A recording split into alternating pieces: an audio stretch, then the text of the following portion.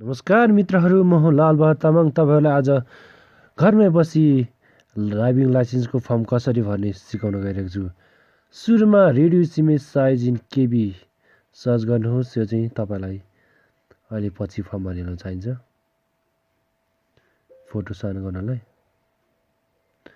यसमा सुरुमा क्लिक गर्नुहोस्, reduce image size in KB 1 MB भन्दा मुनिको चाहिन्छ, त्यही भएर चाहिँ त्यति राखौँ। न्यू ट्याब गरौँ। अब इजी नेपाली टाइपिङ सर्च गरौँ। यसले सर्च गरिराखौँ।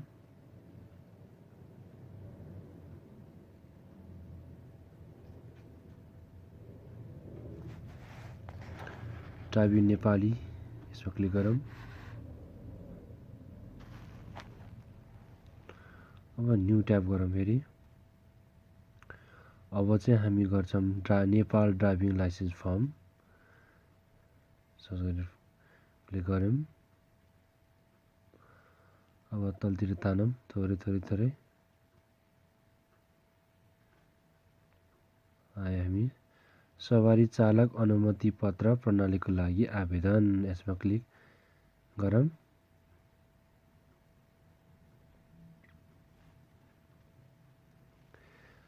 अब सुरुमै क्लिक गरौँ।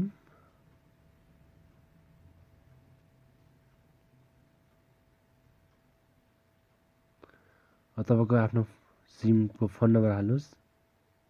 आफ्नो नाममा भएको सिमको फोन नम्बर भए पनि हुन्छ, त्यो राम्रो, अति उत्तम हुन्छ।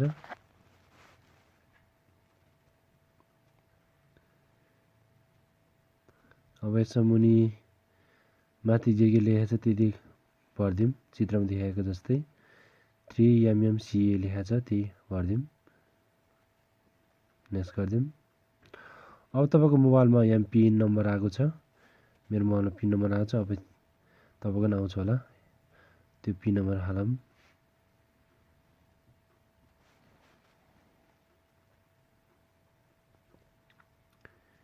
पिन नम्बर हालिसकेपछि तपाईँको अब नेक्स्ट गरौँ।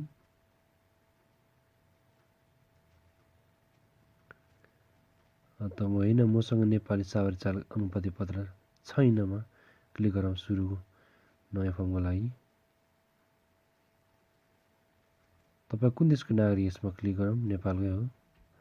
अब यसमा नाम भरौँ। पहिलो नाम दिलबहादुर तामाङ हालिदिउँ। यो चाहिँ मैले तपाईँहरूलाई डेमोको लागि देखाउन गइरहेको छु। यो चाहिँ मेरो सबै इनकरेक्ट डेमोको लागि चाहिँ राखेको कारणले चाहिँ करेक्ट नहुन सक्छ। महिना, साल, गते यसमा मिलाएर हाल्नुहोला। तपाईँको नागरिकता अनुसार नागरिकताको विवरण हाल्नुहोला। नागरिकता नम्बर हाल्नुहोला।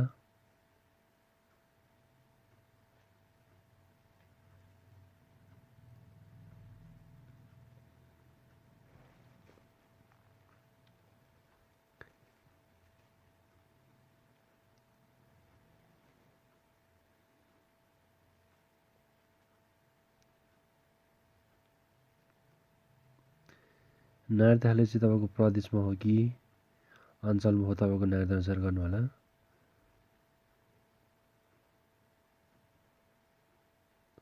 जारी मिति नागरिकताको पछाडिपट्टि जे लेखेको छ त्यो गर्नुहोला, त्यही लेख्नुहोला, त्यही क्लिक गर्नुहोला।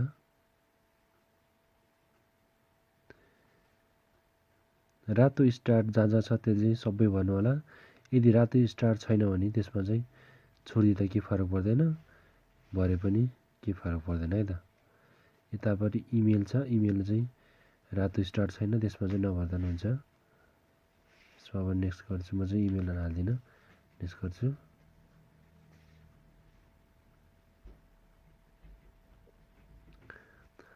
आवेदनको विवरण अब चाहिँ अब नेपालीमा लेख्नुपर्ने हुन्छ।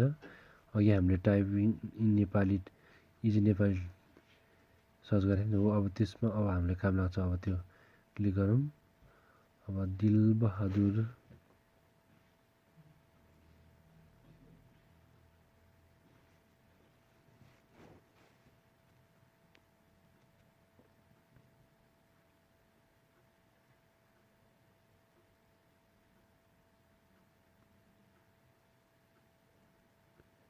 तामाङ गरौँ TAMAANGA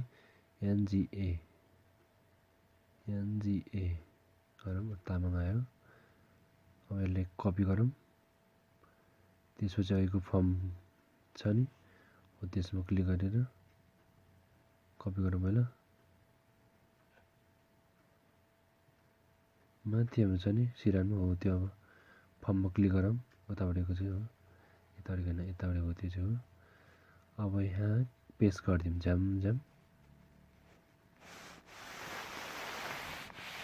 पेस्ट हानिदिउँ। बढी भएछ फेरि कहाँबाट आयो यो मेटिदिउँ। अब टक्क कट गरौँ यसलाई। अब बिचको नाम पेस्ट गरिदिउँ यहाँ फेरि।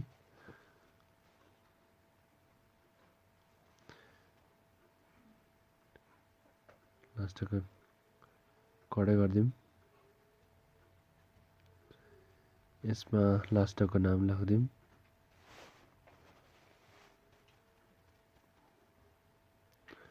अब तपाईँको पेसा के हो लिङ्ग के हो सबै हालिदिउँ।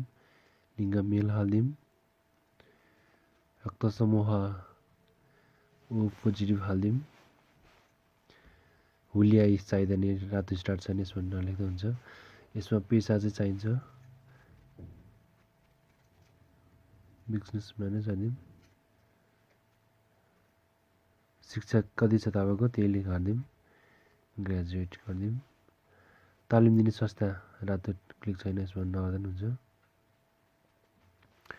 अब अभिभावकको विवरण हस्बेन्डको भन्नुहुन्छ कि फादरको भन्नुहुन्छ। मैले फादर गरिदिएँ। बुबाको नामले हालिदिउँ।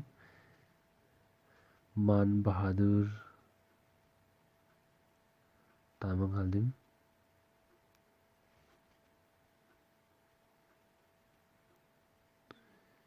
यो चाहिँ तपाईँको नागरिकतामा जे अनुसार त्यही छ त्यही हाल्नु होला। अञ्चल अनुसार भयो जोन सुरुको क्लिक गर्नु होला। अब पछि बनाउनु भएको भने प्रदेश अनुसारको यो तारिक क्लिक गर्नु होला। बागमती प्रोभिन्स जिल्लामा चाहिँ के राख्छ भने रामेछाप राखिदिउँ। गाउँपालिका राखिदिउँ खडादेवी। वार्ड नम्बर राखिदिउँ 0 नराखौँ 0 राख्नु हुँदैन 0 वार्ड नम्बर 2 राखिदिउँ। टोलको नाम त्यतिकै राखिदिउँ डाँडागाउँ। तपाईँहरूलाई देखाउनु लागि मात्रै हो नि त यो। अब हालको ठेगाना अहिले कहाँ बस्नुहुन्छ त्यही हालौँ। बागमती प्रोभिन्स जिल्ला भक्तपुर बस्छौँ म।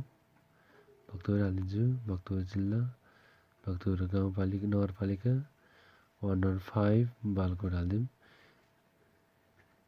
चाहिँ अब नागरिकताको प्रमाणपत्रको फोटो हालिन्छ नि हो अघि हामी सुरुमा गरेको थियौँ नि रिड्युस इमेज साइज हो त्यो अब क्लिक गर्नु पालो अब आयो त्यो क्लिक गरौँ माथिको। अनि अब चाहिँ फोटो अपलोड गरौँ। अनि फोटो सानो गरौँ। हामीले फोटो खिचेको चाहिँ एमबी धेरैको हुन्छ। यो चाहिँ 1 MB भन्दा कम भएको चाहिने भएको कारण चाहिँ यसलाई चाहिँ अब हामी फोटो सानो पार्न गइरहेको छौँ है त। अगाडिको फोटो सानो पारौँ। पहिला सुरुमा मैले चाहिँ दुइटै सानो पारिसकेका छु तर तपाईँहरूलाई देखाउनलाई चाहिँ कसरी सानो पार्ने चाहिँ देखाउन गइरहेको छु ल। यसमा चाहिँ 900 KB राखिदिउँ अनि सानो पारौँ। अब यसलाई डाउनलोड गरिदिउँ। गो टु डाउनलोड यस।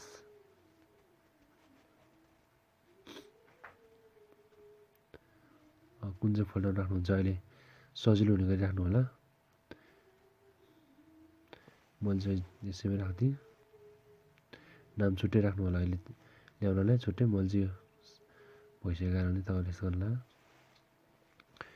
अब इमेज पनि डाउनलोड भइसक्यो दुइटै भइसकेको छ मेरो चाहिँ तल देखाउँछु एउटा मात्रै देखाएको छु। अब अनलाइन फर्ममै जाउँ फेरि। अब चुज फाइलमा जाउँ नागरिकता प्रमाणपत्रमा चुज फाइल सुरु अगाडिको नागरिकताको अगाडि फोटो अगाडिपट्टिको अगाडिपट्टि साइजको फोटो राखौँ यहाँ है त। चुज फाइल गरौँ। मैले चाहिँ तपाईँको नागरिकताको नम्बर सबै मेटेको छु। यस्तो चाहिँ फेरि यस्तै हुन्छ नभन्नु होला। यो चाहिँ क्लियर हुनुपर्छ नागरिकताको फोटोहरू। यो चाहिँ मैले तपाईँहरूलाई नदेखाउनलाई हो। डेमोको रूपमा देखाउनु लाग्यो नि त।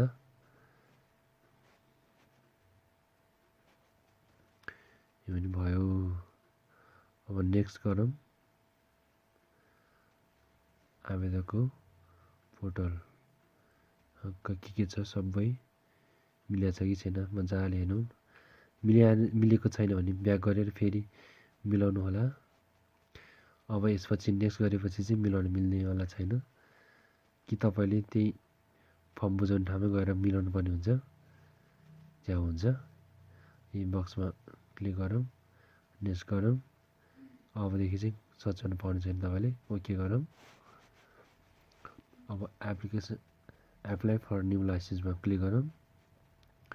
अब सम्बन्धित कार्यालयमै स्वास्थ्य परीक्षण गराउन चाहन्छु भनेर नेक्स्ट गरेँ मैले चाहिँ। तपाईँले अब मुनि आफै बाहिर गर्न चाहनुहुन्छ भने बाहिर मुनि गर्नु, अब त्यही गर्नु चाहनुहुन्छ भने माथि गर्नु चाहिँ क्लिक गरेर अब सबमिट गरिदिउँ। सबमिट भइसक्यो। अब तपाईँको के अब स्कुटर, बाइक, गाडी, डोजर सोजर केमा हो त्यो क्लिक गर्नु होला, कुन दिनु चाहनुहुन्छ लाइसेन्स। त्यसपछि कार्यालय चयन गर्नु होला। यसमा चाहिँ अब आफूलाई पाएको पर्ने ठाउँ कहाँ छ त्यही गर्नु होला। मैले चाहिँ राधे राधे देखाउन गएको छु, तपाईँलाई राधे राधे चयन गर्न गएको छु। अब मुनि कार्यालय मिति कति सिट बाँकी छ मुनि होइन हेर्नुहोस् है, 22 सिट बाँकी छ त्यही दिन गतेको लागि 28 गतेको लागि त्यही गर्न गएको छु। अब नेक्स्ट गर्नु होला, त्यसपछि ओके गर्नु होला। अब तपाईँको click here the download application भन्ने यसमा हरियो देखाएको छ हो, त्यसमा क्लिक गरेर एप्लिकेसन डाउनलोड गर्नु होला।